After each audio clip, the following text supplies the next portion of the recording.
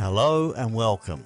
Ah yes, Thailand, the land of sun-kissed beaches, sweltering jungles and enough heat to make a pot of tea boil just by leaving it outside. It is the kind of place where you expect to feel your sandals melting into the pavement, not icicles forming on your nose. However, let me tell you a story, one that will leave you clutching your cup of tea and shaking your head. It all started on a typical evening in mid-December. I was in Chiang Mai, a charming tourist hub known for its temples, street food and an inexplicable number of backpackers in harem pants. It was supposed to be a balmy night, perfect for wandering the night bazaar and negotiating over wooden elephants I did not need. Instead, I stepped outside my guest house and was greeted by a gust of icy wind that made my teeth chatter. This can't be right, I thought. I'm an Englishman. For goodness sake, if there is one thing we are known for, it is surviving drizzly, bone-chilling winters with nothing but a stiff upper lip and an unhealthy obsession for tea. However, this was not just unexpected, it was downright bizarre. By morning the temperature had plummeted to 10 degrees Celsius, that is about 50 degrees Fahrenheit for our transatlantic friends. Now I know what you're thinking, 10 degrees, that is practically t-shirt weather.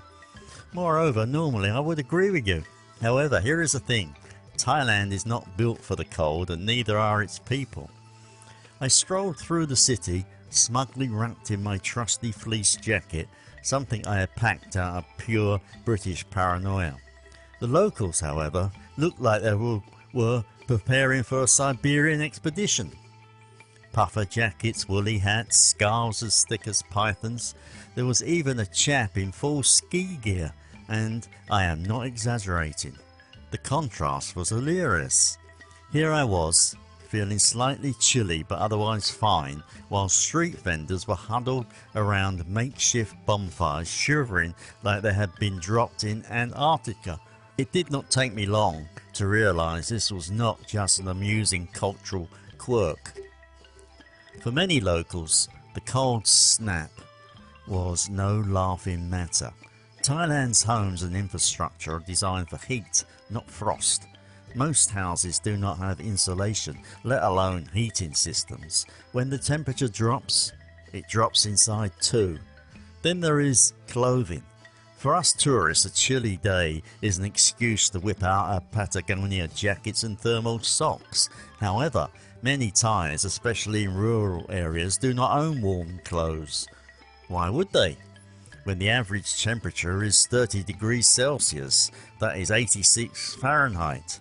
A thick woolen sweater is about as useful as a chocolate teapot. As I walked through a local market, I saw children in flimsy school uniforms, their lips blue and their tiny hands trembling.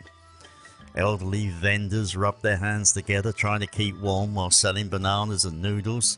It was sobering, to say the least. Now, here is where the story gets interesting and a bit grim. You see, this cold snap was not just a freak event, it was yet another example of how some would say climate change is throwing the world's weather patterns into chaos. Extreme heat in Europe, snow in the Sahara, and now unseasonal cold snaps in tropical Thailand. The locals I spoke to could not stop talking about how unusual this was.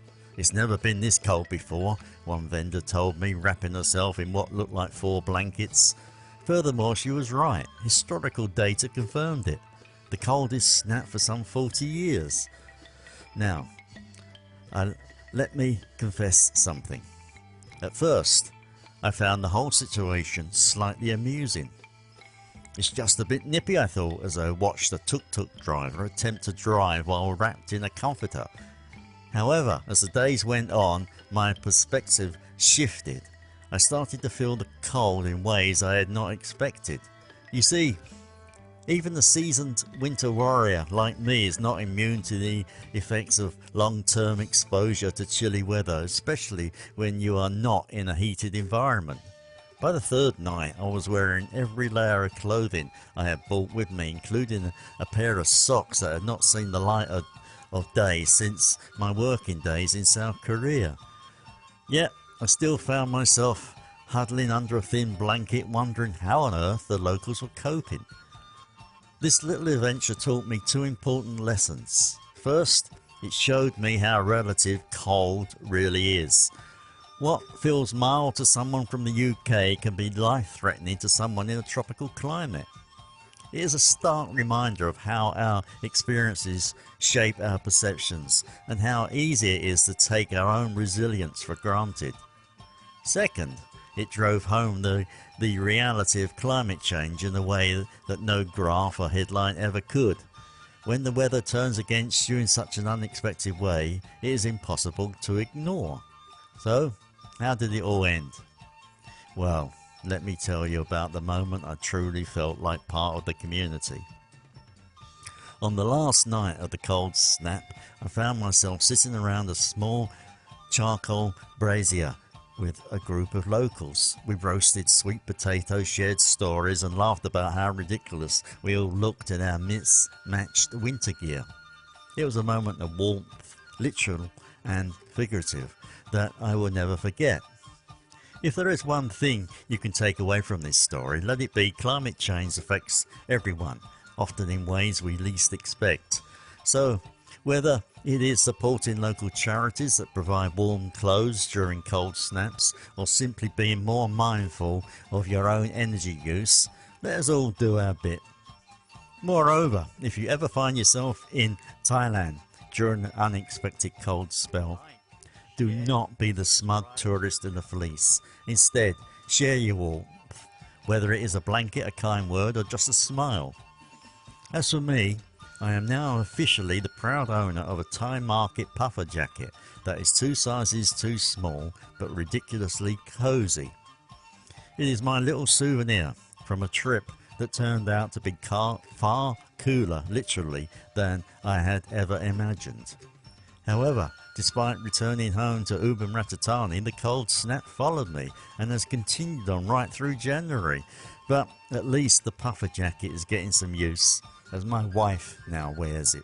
However, there is always one good indication the weather is unusually cold in Isaan, when you see the local dogs wearing t-shirts or an old football jerseys, or the smaller dogs and puppies sporting more tailored doggy jackets. However, there is another indication to the cold or cooler season, and that is Isaan snow. But more about that in my next video, and that is not a joke. Take care and keep warm. Bye bye.